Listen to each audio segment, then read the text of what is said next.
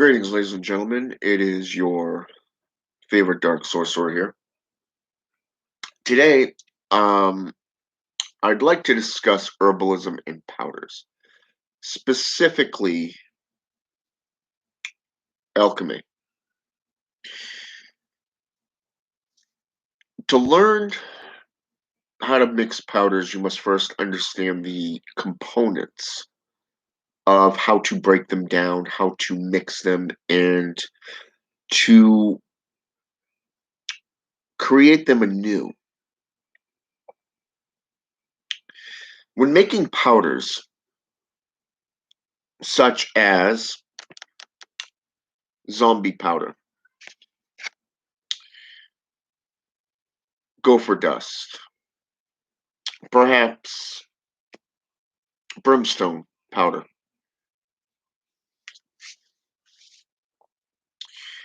even war water for that matter. There's, it's not just powders. You got liquids, you got powders, you got herbs that are being mixed in.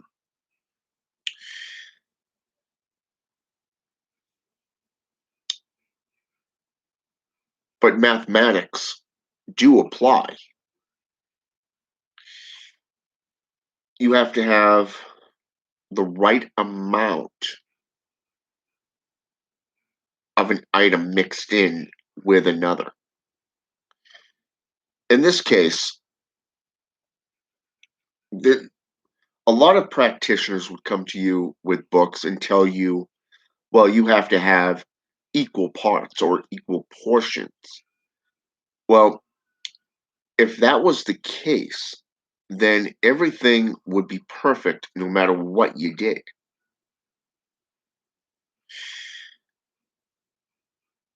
But those who practice alchemy, herbalism, and powders, mixtures, and creations of oleums, concoctions of brews, those of, say, for an example, just regular old powders that are used in traditions, no differently.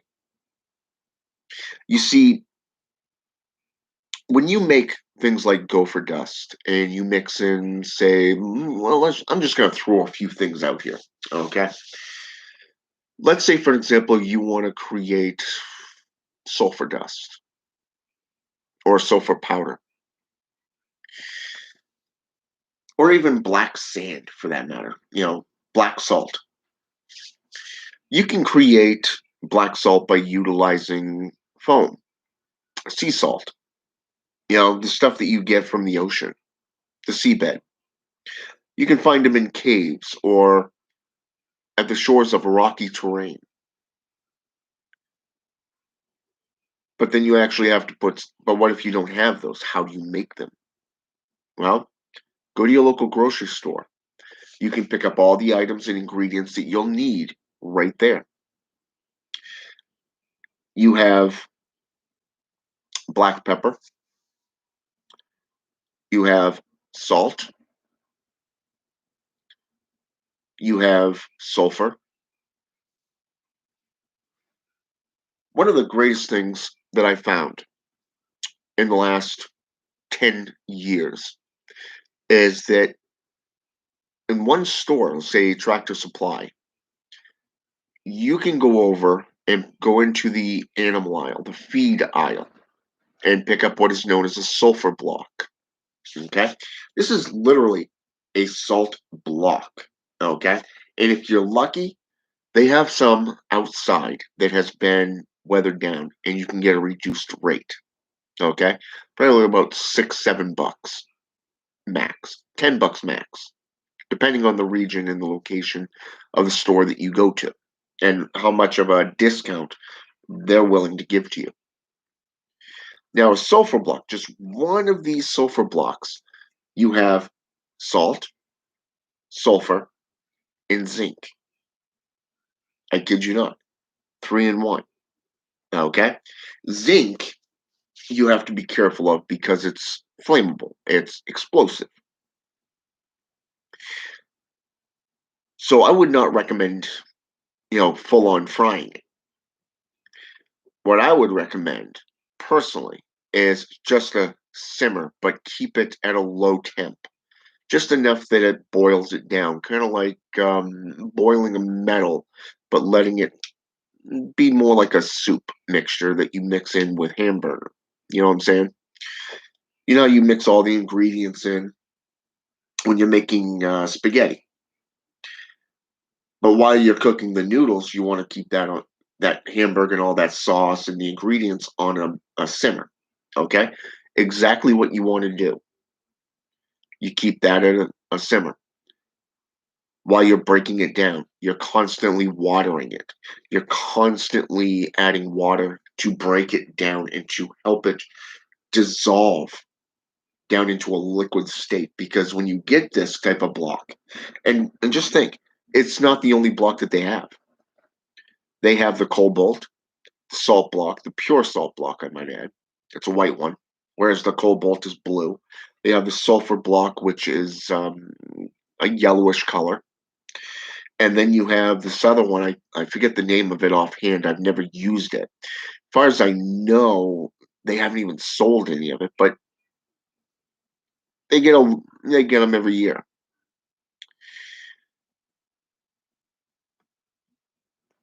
The point is to bring it down into its most basic fundamental stature.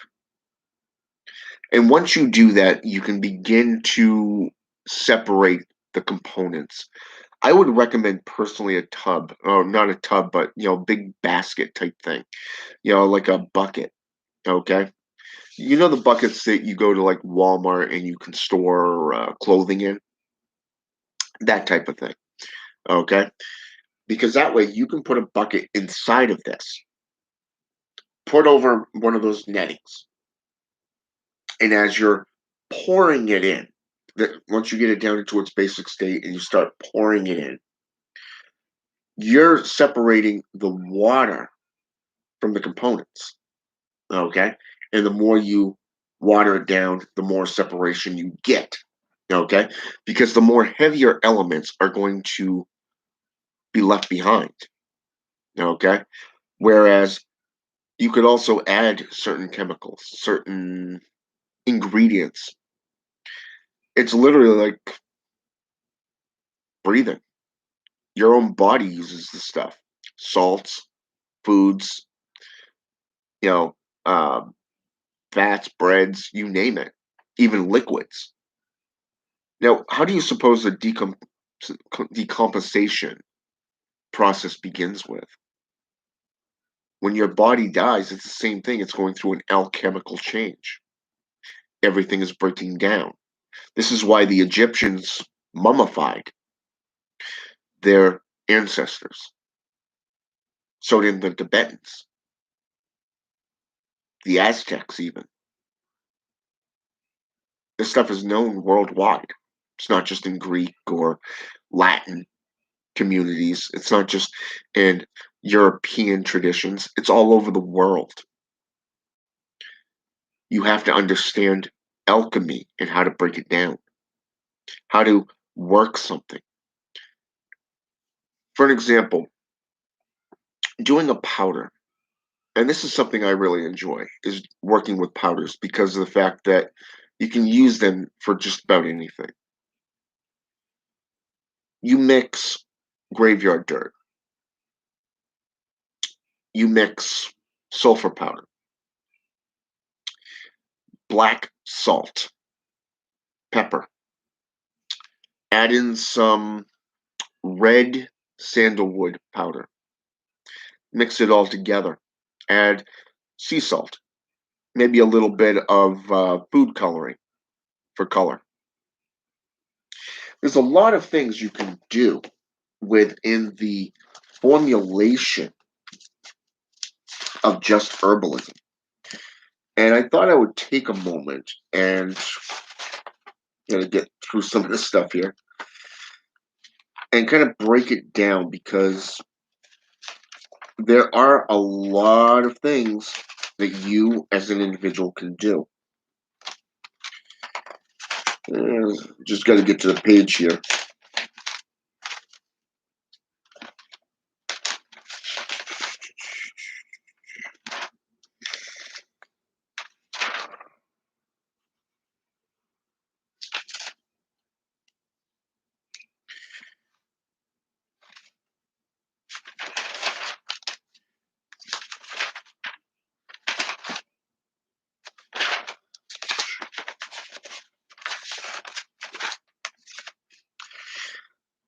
All right, here.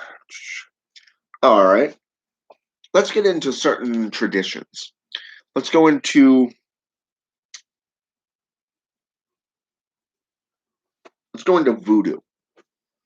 One of the things I talked about earlier was, hey, Nikki and Morrison, how you doing? One of the things that I talked about earlier was the voodoo powder. Remember, I mentioned that. Well, what if I told you that there are other powders just within voodoo and voodoo? Okay, from the Loa Breezy, the Black Arts powder, compelling powder, double hexing powder, gopher dust, Haitian jungle powder. Now, I found that one, along with the zombie powder, very, very intriguing to me. As a black magician and a sorcerer, I can tell you that there's going to be things that just grab your attention, and that these two powders really caught my attention because while I'm working with the Mazagera Cabal system, and I'm going through their powders, and I'm seeing the commonalities and the different deitas that they deal with. You know, the deities and the beings and the agents of death. You're seeing all these connections, but you're also seeing the different views of how they're utilized. So, the Haitian jungle powder, that was something that really caught my attention within the formulation of the zombie powder because these two are two different powders, but yet they have the same similar events that take place. You know, the methods that are employed. For an example, this powder, the Haitian jungle powder, is used to avert hexes, okay, and to cast spells upon your enemies. All right. Whereas the zombie powder literally puts one into a death-like state. Okay. Now, when we look at the offensive and defensive forms of herbalism and magic, we know that, say, for an example, let's go with Nicholas Remy's book, The Demonolatry, okay, an ancient and historical account of witchcraft.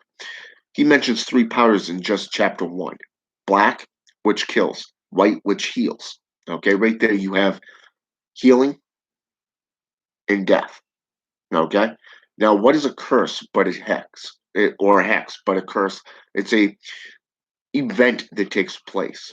It is a jinx. It is something that is employed to make you ill, to bring you to your knees, to teach you a lesson, or to kill you, basically.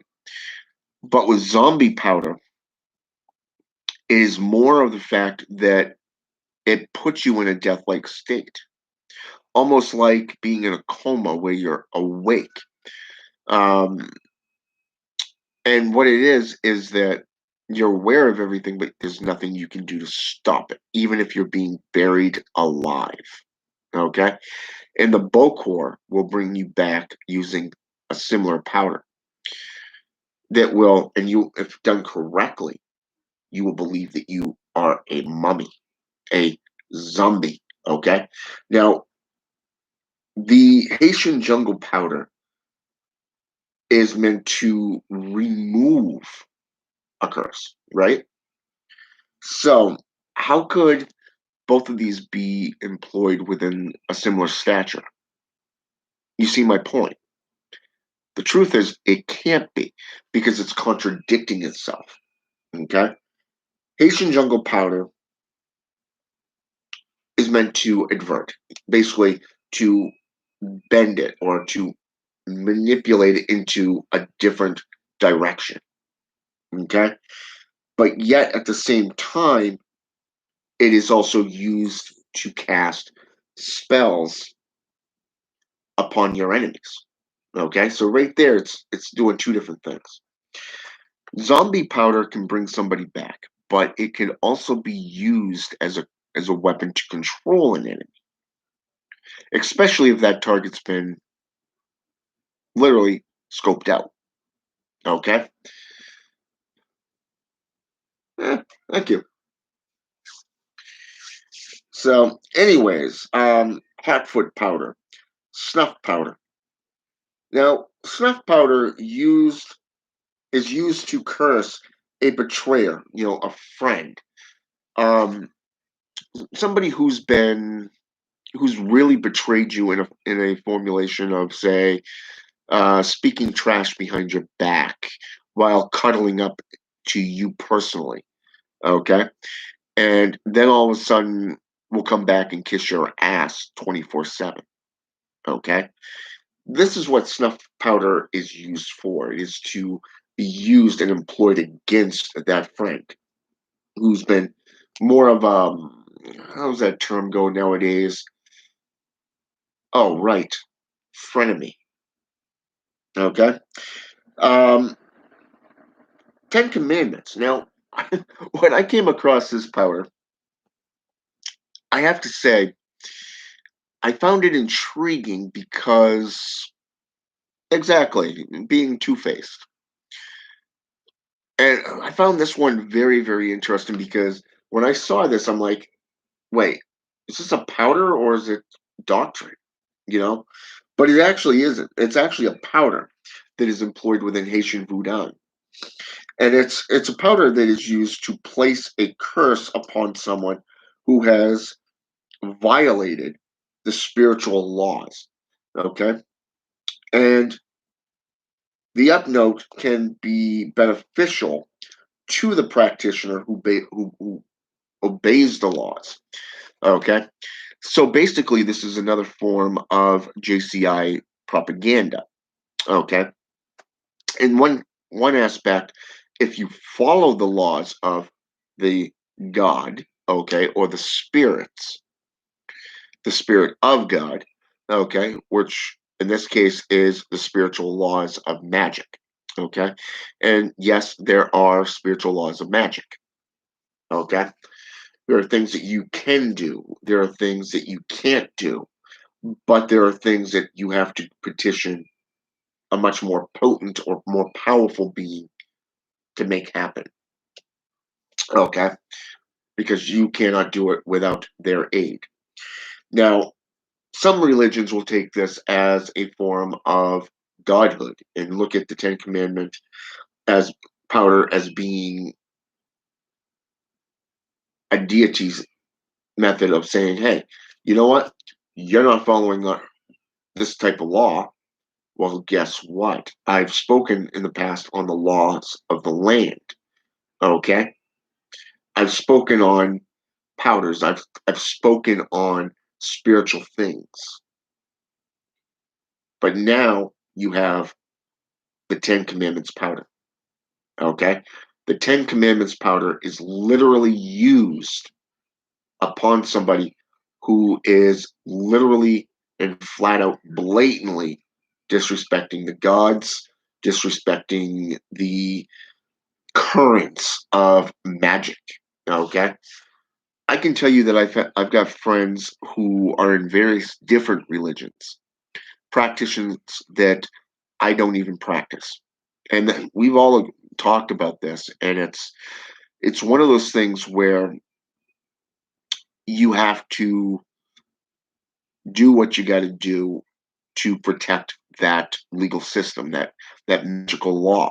Okay, they all believe that, like say in voodoo, you cannot do something without the great spirit's permission. Okay, on a universal level. Okay, on a minor level, like say the microcosm. Okay, you as the practitioner can wield all sorts of magic. Okay, all sorts of things, spells, um, techniques. You can employ whatever because it's not hurting anything on a massive scale. Okay, you're basically targeting an individual from time to time who is either attacking you, a friend of yours, or perhaps even a client. Okay? If you're hired to do a curse on someone or a spell, okay, the Haiti jungle powder would be perfect for that. Okay, and this is why. Unlike the Ten Commandments powder, the jungle powder is meant to rid you of that type of person, that type of influence in your life. It is meant to eliminate that threat. The Ten Commandment powder, on the other hand, is similar but quite different. And this is why.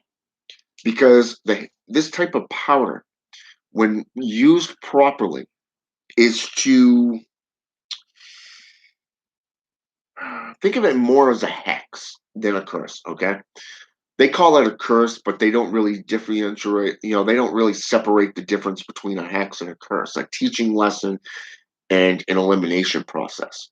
Okay, they don't really separate those two. So they just call it one thing, a curse. So, and I want to make that perfectly clear right now. Now, this, when somebody blatantly goes against a coven or they go against an entire system of magic, okay? For example, I got a friend that I was friends with for a while, okay? I still call him a brother, I still call him a friend, okay? Even though we don't hang out or communicate anymore. But here, the way he put it was there are laws that you need to follow, things that are on a universal grand scale. Okay. And if you violate that, okay, it would be the same as being whitewashed by demons.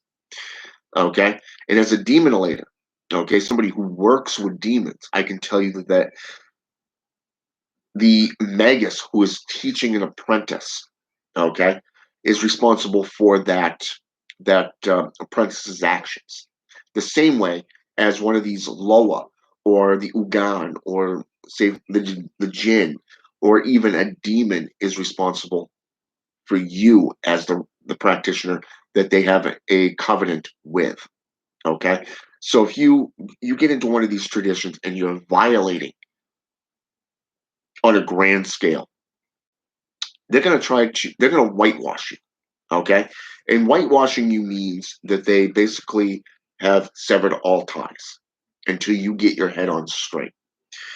If you still do not learn at that point, then they will come at your friends, your family, even. And if you still don't learn, then they will come after you as the practitioner in general. Okay, that is how they go at you. Okay, and just like them to us, we to our apprentices have the same responsibility. Okay, when we train people, that individual's actions is a reflection upon us. Okay, just like ours is reflected onto these gods, these deitas. Okay, so the Ten Commandments literally is placed upon them to teach them a lesson and to guide them away from their wrongdoing, and so that they can do what needs to be done within a ritualistic formulation of, hey, I'm sorry, I fucked up, you know, let's begin anew, type thing. It's kind of like doing a ritual cleansing bath, setting that scale back to zero, and you have to work your way back up to the level that you were at before. All right.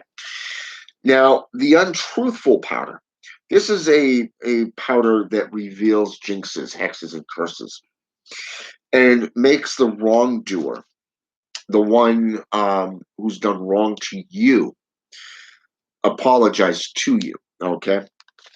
And what's ironic is a friend of mine, an apprentice of mine, actually, he and I were actually talking about this a little bit ago, where somebody that he hadn't talked to in about 11 years, about a decade or so, basically started talking to him. He reached out and wanted to show support on something. And the guy says, thank you for this, and then, started talking. Another one sat there and he just, his ex literally started talking to him, like literally right out of the blue. And guess what? Within a month, they're hanging out, they're dating. within a year they're getting married. Okay? The responsibility of the individual in utilizing that fashion of being truthful, not only to who you are, but to your culture, your people, your coven, your followers. That is what it's about. Okay? And this particular powder, the untruthful powder, really, if you think somebody is not being truthful with you, I would recommend that powder to you. And you'll get the truth one way or the other. Okay? It's very potent stuff, so I would be careful on how much dose wise that you would get. Now, on the other hand, you have people who are going out talking trash about you behind your back. Okay? You were nothing but respectful and polite to them. You never threatened them. You never did anything. And you could always go to, say, Hecate, goddess of justice, witchcraft, ghosts, necromancy, the underworld. Okay? Ghosts, even. Okay? And you could also go with, say, Horus, the god of iniquity, or Osiris, rather. Sorry. Osiris, the god of iniquity. Okay? Who weighs your own guilt against you. Okay? That's that guy with the feather and the gold, much like you see today in the judge's chamber or in the courtroom. Same thing. And that's what he does. Okay?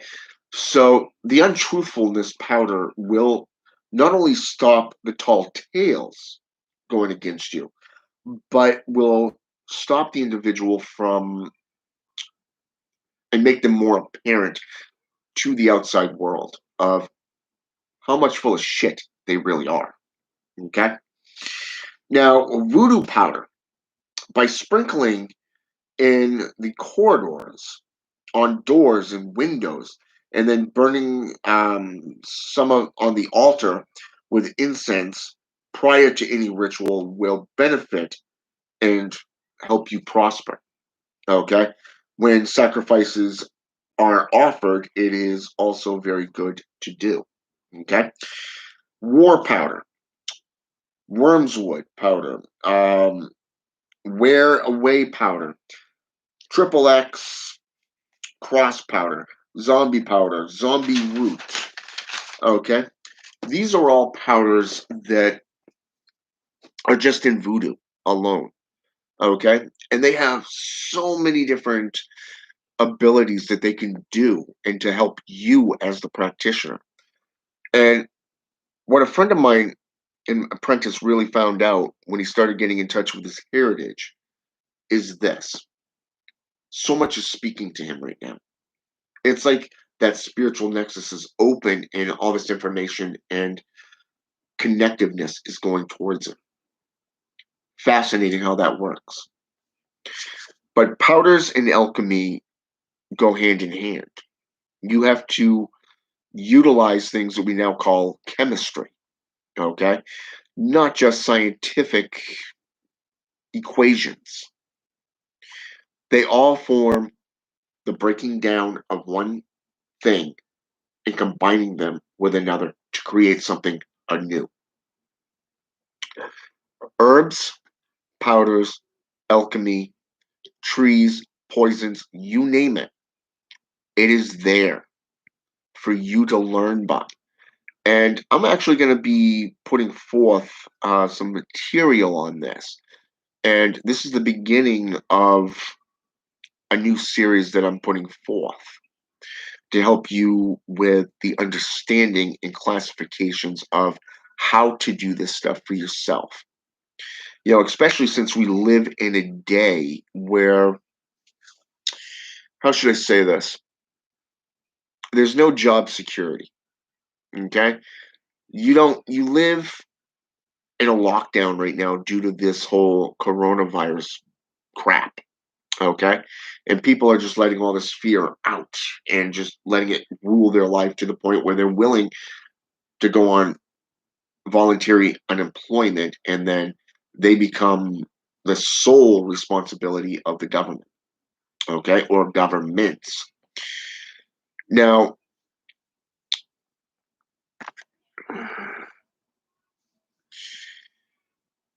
there's a lot that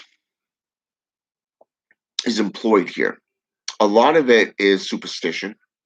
A lot of it is hype, especially when you look at the numbers to the actual cases. Everybody is making it, blowing it way out of proportion. That is what the mundane does. That is why they always come to those who have the wisdom and the knowledge of herbalism. What can we do? How can we handle it? How can we prevent it? What if I told you that with 3 simple incenses that you can buy at your local Walmart, you can create a bubble, a protective bubble around your home? What if I told you that you can use quartz crystals, the bigger ones, and charge them and put them on the corners of the 4 cardinal directions to keep your family safe? What if I told you that through herbalism, or perhaps even blood magic, sorcery, bloodletting, necromancy, even seals and sigils, you as the practitioner can literally do this stuff on your own, protect yourselves, use it for offensive and defensive purposes. There are a lot of great material out there. I would actually recommend experimenting with the herbs. Trust me, nothing better. There's nothing more beneficial than to do it yourself. I would recommend that you don't mix red sandalwood powder, dragon's blood powder, sage, white sage, to be precise, with graveyard dirt, sulfur, and snake skin. Yeah, that literally put me on my ass for about a good 3 hours. So experimentation has its downsides, but it also has its upsides as well. And I will be showing you how to do some of this stuff in my next video. Okay, how to make it, how to create it. And hello, Judy Carter. And yeah, she's doing very, very good. She's itching to go back to work. So,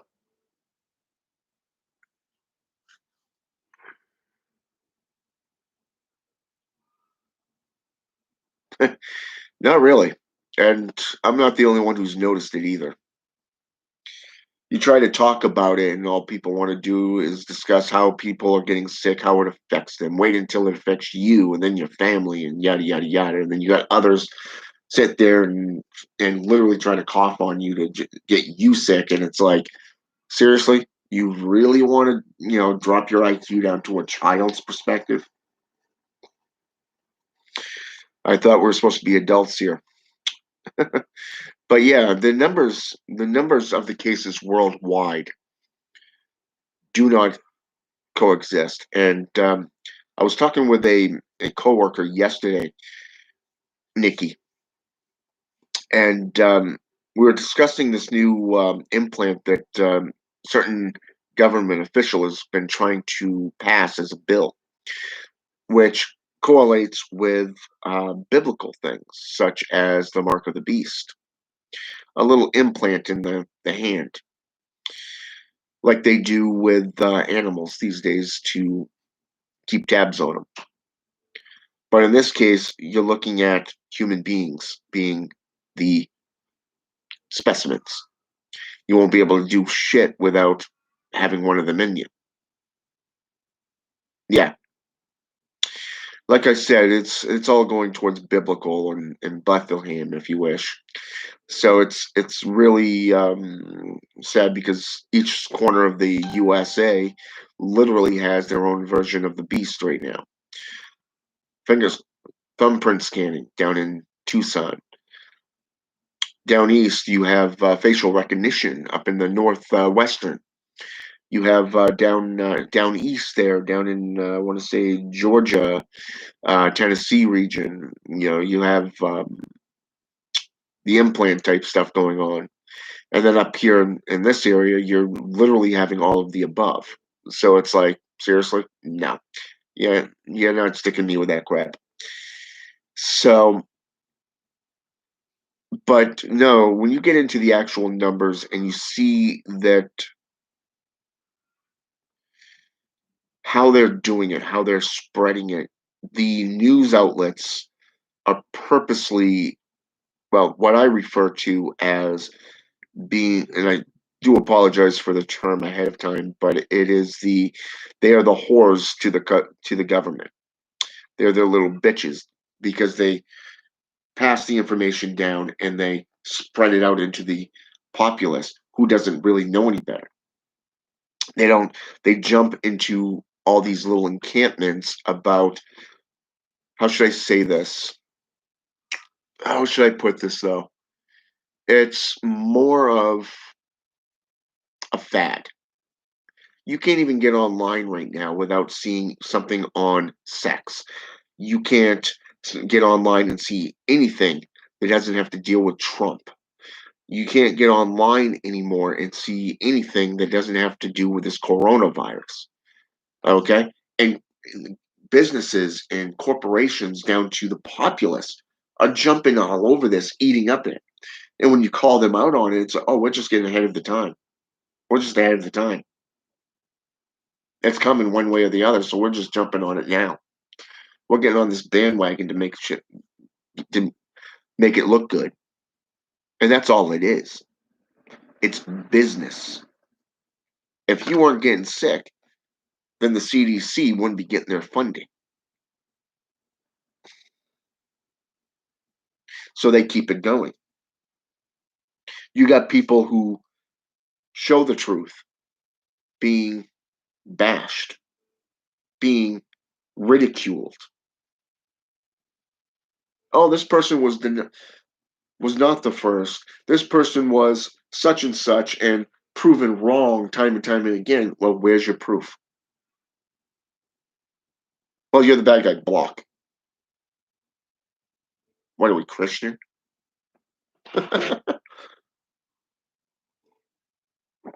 But no, it's herbs can heal you. Herbs can destroy you. Herbs can make you sick. Same thing with poisons.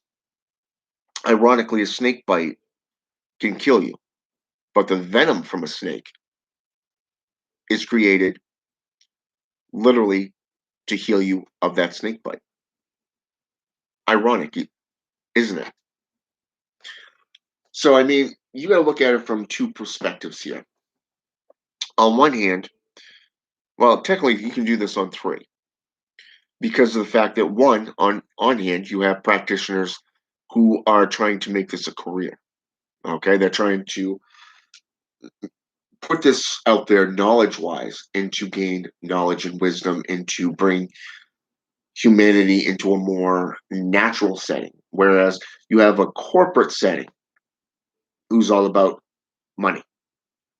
Okay, more money, the better. It's about getting rich. It's about me. I spent 2 minutes with you. 5 grand you owe me. Wow.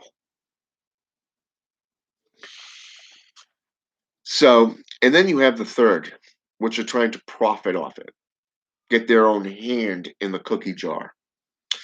And these are what I refer to, based off, say, for example, S. Connolly's perspective, as being the armchair magicians. They talk smack behind the camera, like, say, behind a keyboard. But yet, when you face them like a man or woman, they run with their tails between their legs. Again, the frenemy analogy. These three corporations, these three types, are not just in the government. They're not just in the populace. They're not just on social media or in communities, such as the magical communities, you're going to see this stuff. And it's up to you as the individual to step back, remove yourself from that equation, and look at it from the 180-degree angles. Do your own research. Look at these components, such as herbs, trees. Look at plants, vegetables, fruits. Look at alchemy and how you can break them down. For an example, and I went to, I was never really a health nut. I wasn't. I've never been a health nut. But when I was training to become an ordained minister, underneath several ministers about 10 years ago, I went to this Pentecostal church, and it was ironic because this particular Sunday when I went, the minister had brought all these fruits out, all these fruits. I'm talking lemons, grapes, um, you know, berries even. And he did an entire course on it. Instead of going into the sanctuary and doing, a sermon, going through all the natural routine, this guy literally just kept us, everybody right there in the vestibule. The vestibule, okay? The lounge area, even, is the more proper term for it. Make yourself comfortable, get a bite to eat, get some coffee. And he sits there and talks about these fruits. For an example, anything with citrus can counteract gout, okay? But yet gout has a similar appearance as an ingrown toenail. Interesting how that is, right? So apple juice, orange juice, fruit juice has citric acid in it, and it'll break down the plaque within your joints. Lemon juice, on the other hand, lemons literally are blood purifiers. They purify your blood. They go far beyond that, though. They prevent both gallbladder and kidney stones. Ironic, isn't it? Yeah. Licorice. Licorice, on the other hand, by sucking on licorice, did you know that will help you quit smoking? Interesting, isn't it? And yes, I am. I'm going to be doing that a little bit later today. I purposely waited for today because of the fact that it's the last day of the week, and tomorrow's the beginning of the week. So it would be a right time to do a cartomancy reading.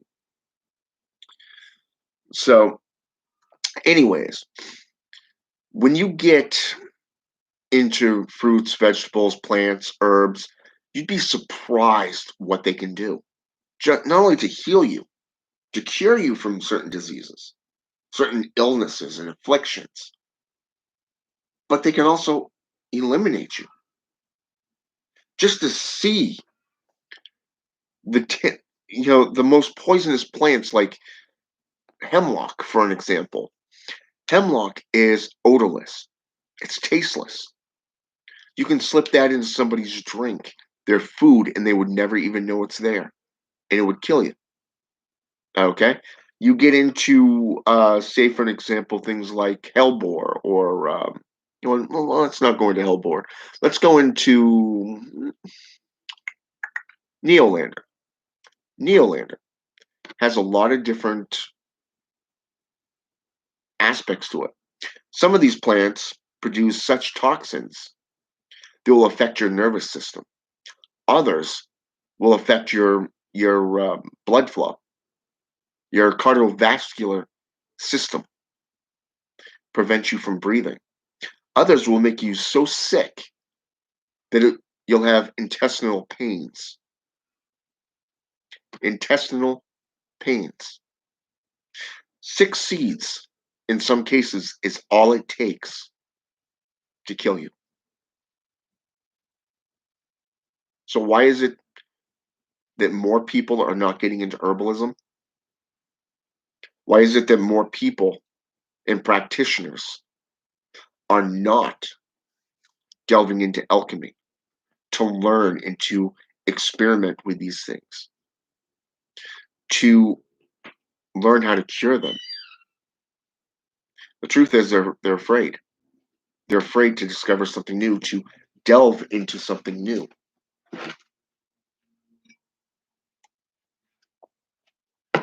So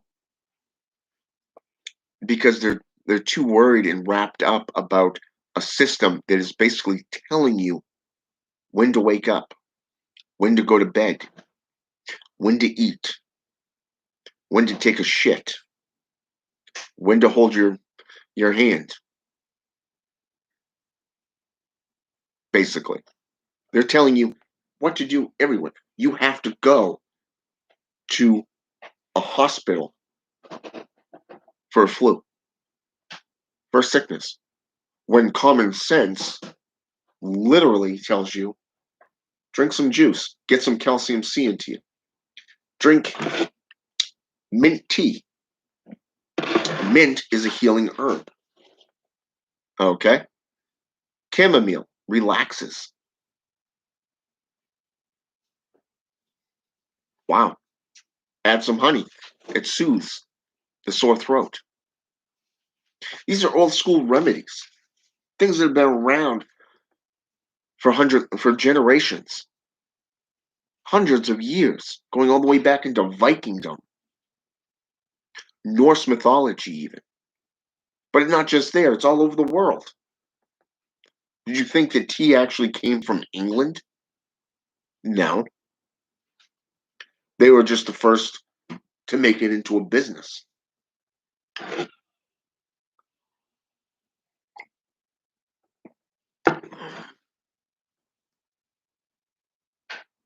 Exactly, Judy. Prime example right there. See, today, all that knowledge is lost on people because they're bred and they're groomed to live as a slave to society. Sad, really, but it's there. They talk about anyone who goes against that mandate, that code, is an oath breaker and a betrayer, a warlock, someone who is evil and of Satan. Well, guess what? I would rather be an individual to learn for myself, to share what I know. As I stated in on Facebook early this morning, I'm not in this for popularity. I'm not in it for show and tell or boostering or any of that crap.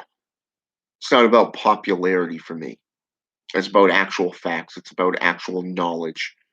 It is about the arts and practices in an overall perspective. That's what it's about for me.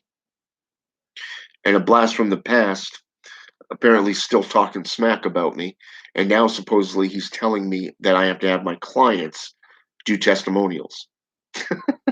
Yeah, I found that hilarious as well. It's like, why would I care what you think? Why would I follow a herd conformity? This type of movement started with How to Become a Living God, went to the Grail of the Serpents with Frank White, and then from there went into what's his name, VK, and then now to Ed Morrow and and they're trying to get everybody else to do this, and it's like, no, I don't follow your code. I don't follow the herd mentality for a reason. I work at my own pace. I do what I do because I enjoy it. Okay? Learning about herbs and herbalism, getting into the mechanics of rituals and how to employ these herbs into a magical working, that has more merit than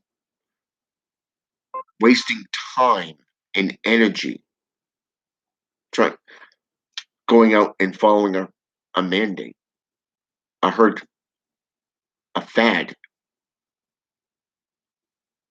To me, I could care less about these fads. To me, it's a worldly view. That's all that is. It's the as long as you're going with us, we're going to be best of buds. You think like me, you do like me. But as soon as you get a mind of your own, oh, block. I'm going to talk smack about you. I'm just going to be over here, and you can stay wherever the hell you want to go. You're blocked.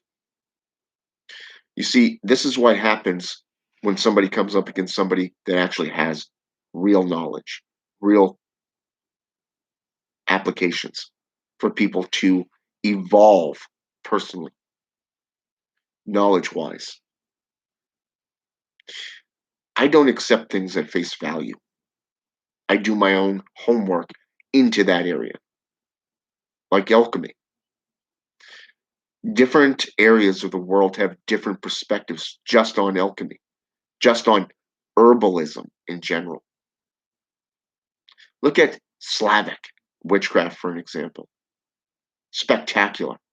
The herbs that they use. Go into um, go into Romanian witchcraft, sorcery, and see how these witches utilize herbs in their sorcery, into their practice, and into their business corporations. Go into Norse mythology, and you're going to see something different. Okay? It's not just one sided.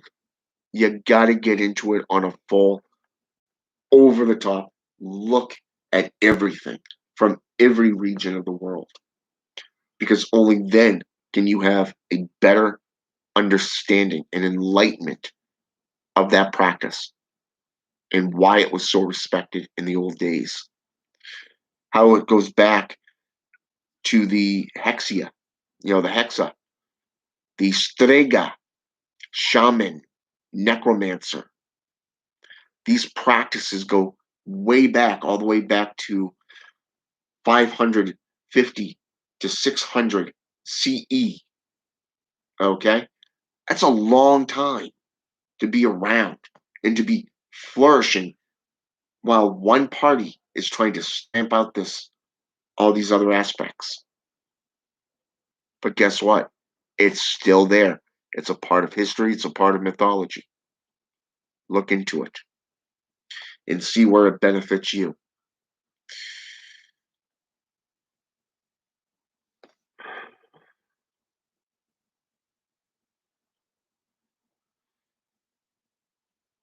Exactly.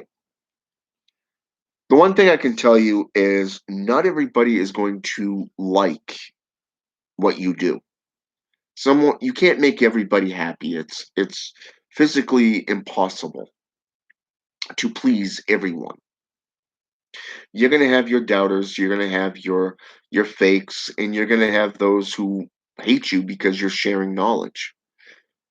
But the way I look at it, Judy, is this. If I can help just one person out of 10, I've done my job. I've done my part to help this community grow, to mature, to evolve, because that's what it's about for me. Just me.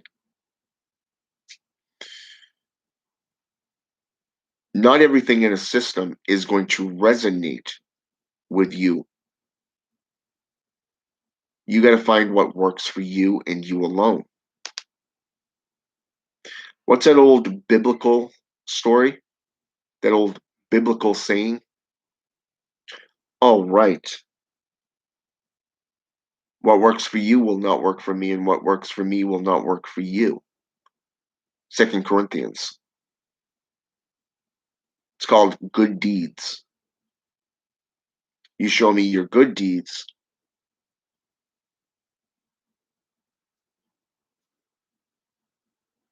Well, basically, that's what it is. I'll show you my good deeds, and you show me your dead deeds. Because action in both action and words go hand in hand. You see, you can sit there and say, well, I study herbalism, or I study witchcraft, or I study shamanism. Do you really? Where's your proof within your everyday life? You see, certain people, Judy, claim to be what they are not. This is a proven fact. These are the showboaters. These are the look at me boosters of egotism. They're only in it for popularity. Those with the actual knowledge are going to be sharing this knowledge with you. You're going to see it not only in their titles that they've earned, their ranks, but you will see them in their posts. Their everyday post is going to be some form of educational process through both ritual and ceremonial, or that of history and mythological attributes. You're going to see it because they're going to be backing it up not only with actions but with words. That's why I like going into the woods from time to time, because you get to align yourself with nature. And at the same time, you're gathering all the necessary supplies from nature and what they have to offer. You'll find bones from time to time. You'll find snake skin that you can utilize. Okay? You can go into, you can get berries, you can get bark from trees, you can get leaves, grass, even. You can even go there and meditate. There's so many applications just within the woods alone. Okay? So it's actually good to get out there and do that stuff. Just like it's good to walk into a cemetery and just walk barefoot amongst the grass and the graves and kind of just soak up that spiritual energy. There's so much there. I like cemeteries. I like to walk there. I like to sit there and do tarot card readings, and I like to go into the woods and just sit there and just listen with my eyes closed and just listen to what's around me. It's spectacular. Okay? On occasion, you get to, you can even get graveyard dirt if you want to. It's right there on the top. It's not harming anything, and it's not destroying anything either. So, but there are a lot of applications of doing this stuff.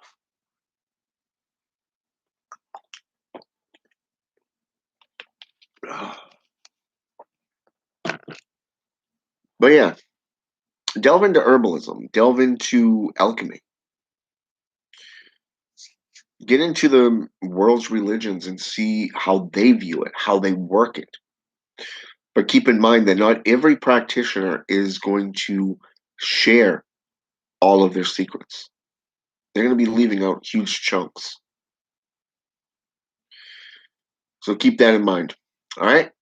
Now, I will be back online a little bit later, and probably tonight around 7-ish Eastern time. And I'll be doing a cartomancy reading live for you. Okay. And then I will be unreachable between the time of meridian because I'll be busy doing ritual. All right. So have a good day and see you back here later. I want to thank everybody who has participated here. Judy Carter, Nikki and Morrison's Pagan Circle. Thank you for participating. Thank you for coming on with me. It's much appreciated. And until next time, you can always get in touch with me on Messenger or here. So I will reply, even if it takes about a week or two, before I realize, oh, somebody's messaged me. I don't always go to those other screens. So keep that in mind and be patient. I will get back to you. All right. Have a good day.